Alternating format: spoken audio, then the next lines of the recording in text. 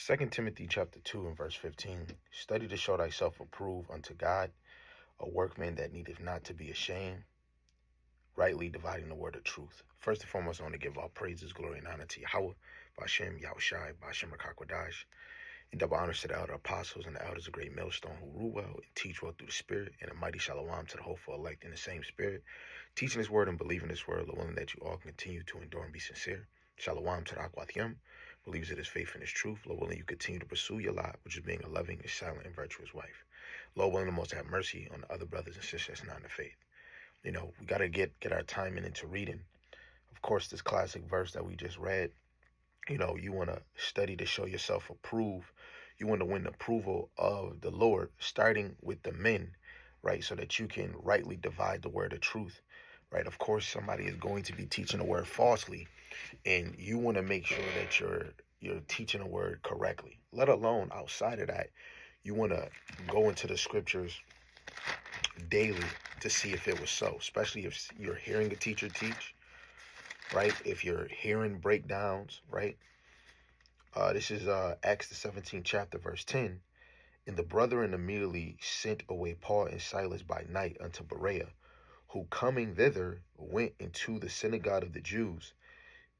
These were more noble than those of Thessalonica, in that they received the word with all readiness of mind, and searched the scriptures daily, whether those things were so. So even if we're listening to somebody teach, which we should add in our daily routine, you want to search the scriptures daily to see if it was so, especially if you're listening to a prophecy, a parable, any breakdown that's of the Lord, so that you can sharpen yourself up, right? This is where you sharpen your blade, first talking to your men, so that if the Lord is moving you as a man to go teach the word, that you can be prepared, right? You want to always be prepared to teach Yahweh Shem Yahushai's word, right? Let's go to 1 Timothy 4 and 13. This 1 Timothy 4 and 13. It says, till I come, give attendance to reading, to exhortation, to doctrine, right? So you want to give attention, right? You want to have perfect attendance in reading, right? Now, some of us, you might be working a lot. Hey, put some time in and to hear the audio reading, right? Because regardless if, ADHD or you can't focus or you can't remember everything, right? It's about you getting back, being excited, hearing the word. Like even in the time when the prophets, when it came to thus saith the Lord, when they were speaking the words of the Lord before they was just reading it off of a scroll, you had people just sitting there that didn't have the scrolls or the Bible, and they're hearing it. Or when Baruch was reading the words of what Jeremiah had wrote, other people didn't have it because he only had that copy. So we got to get in a mindset of giving our putting attendance to reading.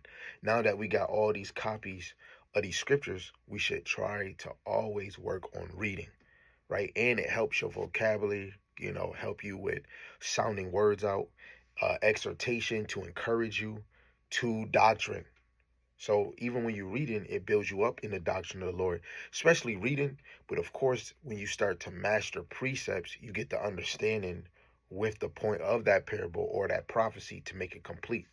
It says, neglect not the gift that is in thee. Talking first to you men and even you women when you're teaching children or other single women how to be a wife, how to be a mother and how to be a woman, such and such and things, which was given thee by prophecy with the laying on of the hands of the presbytery. Meditate upon these things, give thyself wholly to them, that thy profiting may appear to all. So you want to meditate on what we just read from verse 13 all the way to 15, but you want to meditate on whatever you're reading, right? Upon these things give thy wholly to them, that they profiting may appear to all. It says, take heed unto thyself and unto the doctrine. We should be taking perfect heed to the doctrine. Continue in them. Continue in the reading, right? How else do we continue in this reading? By applying it within our life, by thinking upon these things. It says, for in doing this, thou shalt both save thyself and them that hear thee. So, brothers, Whatever you're doing when it comes to teaching, the main purpose is to feed the Lord's sheep, right? This is not only about me. This is about the elect, those that are the elect, men, women, and children. Every lesson that goes out is beneficial for the elect. Every lesson going out that is going into sound doctrine, 100% truth, is for the elect, is for the believers, right? Let's get, what is it? First Corinthians, I believe is the first chapter, right? Because we teach this word for the believers. First Corinthians chapter 1 in verse 21, it says, "For after that in the wisdom of God, the world by wisdom knew not God. It pleased God by the foolishness of preaching to save them that believe." This preaching is foolish, but it's only for believers. Everybody is not a believer. Just like this image I just stole from the one brother, beautiful image. Um, the left side said, "I believe in God," and the other side said, "I obey God." Right? The Lord rather you have obedience than sacrifice. You can believe in Him. A lot of people say they believe, but to obey Him comes with action, right? And to love the Lord or to love anybody, you have to love in deed and truth. With deed, you show your action. In truth is this honesty, is this word that we move by. Let's get this. Let's get one more. Let's get this classic in Revelations 1, right? It's Revelations 1 and 3. It says, "Blessed is he that readeth," right? You're blessed if you read. What I'm telling you is what I'm telling myself. Blessed is he that readeth. Put some time into reading your word, right? This is your weapon. This is your sword, right? Hey, even if I don't know everything, even if I do know a lot of things, I'm still watching other brothers too when they're teaching the word. What do it say in the next line? It says, "And they that hear the words of this prophecy." So if you're already reading, you're hearing the prophecy, but to get understanding, you need precepts. What if you don't got the precepts? Blessed is he that heareth the words of prophecy. So if a brother's going into the MOTB, going into Jacob's trouble, going into the salvation, how the kingdom going to look, if they're going into history, guess what? You're blessed by hearing it, soaking it in. And if you have that eager desire for this thing, it's going to have you search the scriptures daily to see if it was so, right? I'm not here to make you just take the words that I'm saying. Now, if it's a brother that already know these things, guess what? We're in agreement. But for you to see this is to motivate you to keep doing it. Keep striving, because the more you grow in Yahweh Shem Yahushai, the more you become a target to the left-hand side spirits, because they know who the men of the Lord is. They know who the believers is. This is why women might have bipolar problems. Yes, we blame that on their past relationships, but truly, all things works in Yahweh Shem Yahushai. So truly, if she bipolar, happy one minute, sad one moment, feeling real frisky one moment, most of the time, those are you entertaining the whole spirit. So not just only men should be reading, right? The Lord blessed us all with this book. Now, women, you're not going to be able to master it like a man, but for you in your own problems, your own situations, you should be reading too. Don't make excuses because you got to watch the kids, you got to cook, and you got to clean. If a man got to work, he, of course, with the providing, got to work with your emotions. If he dealing with another woman, her emotions and emotions of children, entertaining them, and then got to study and read, and got to teach the sheep, let alone got to do daily videos, right?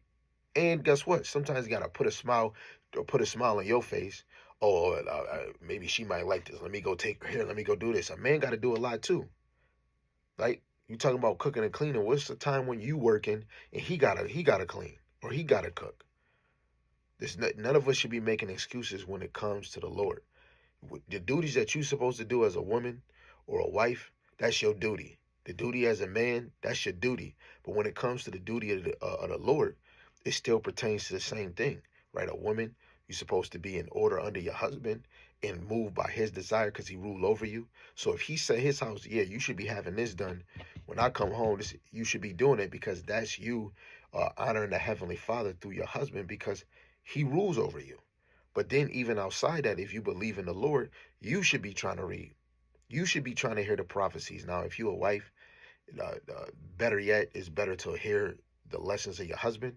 And if your husband bring you across a video or a lesson, hey, whenever you got time, go watch that video because your husband took the time to share it with you, right? And the last part, it says, and those that keep and keep those things which are written therein, for the time is at hand. So reading and hearing the words of prophecy, and you keep those things written therein, you got it written in your heart, in the loins of your mind. You thinking of the times, you seeing war, right? You remember this happened. The more that you meditate and read this word, the more it's going to be in your mind. It's going to be in your heart. So Lord willing, this is edifying, very, classic scriptures. You can go in other angles, but studying, reading this word is a very key. Because you can read a chapter, but to add on to the study is to bring forth the precepts in those things to get the full understanding of a chapter, of a scripture, a message, a parable, a dark saying, or the law, to get you that sharp understanding so that you can apply within your life, or you can teach your children, or you can teach your wife, or you can go teach the sheep. So again, we want to give all praises to Yahweh, Ba'ashem, Yahushai, Ba'ashem Rakakwadash. The honors to the elder apostles and elders of great millstone who rule well and teach well through the Spirit.